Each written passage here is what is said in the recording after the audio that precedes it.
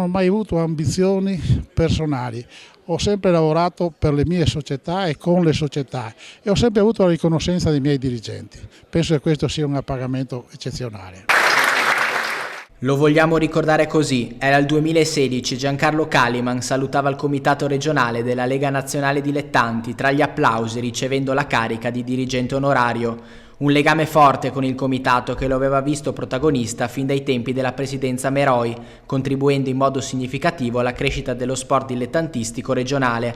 Giancarlo Kaliman si è spento nella notte tra il 19 e il 20 gennaio all'età di 83 anni. Storico dirigente calcistico, è stato una figura di riferimento per la Sacilese Calcio e per lo sport friulano. La sua carriera ebbe inizio nel 1963 con un incarico nella Sacilese, ma presto lo portò ai vertici dello sport regionale. Dal 1976 al 1998 ricoprì ruoli di primo piano nel Consiglio regionale della FIGC, fino a diventare presidente provinciale del CONI. Con oltre 58 anni di attività, Giancarlo Kaliman è stato un punto di riferimento per lo sviluppo e la gestione dello sport nel territorio, guadagnandosi il rispetto e l'affetto di tutta la comunità sportiva. La notizia della sua scomparsa lascia un vuoto profondo nel mondo dello sport friulano, che oggi lo ricorda con gratitudine per la passione e l'impegno dimostrati lungo tutta la sua vita.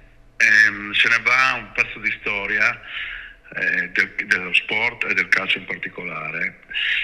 È una persona alla quale ho voluto bene e che sia dal punto di vista personale che dal punto di vista sportivo, al quale ero profondamente legato. Sono colpito e di conseguenza è colpito il mondo del calcio, dei dilettanti del Friuli Venezia Giulia, perché è una persona molto conosciuta in tutta la regione proprio per la sua lunghissima esperienza, persona di un'autorevolezza importante e di grandi capacità organizzative.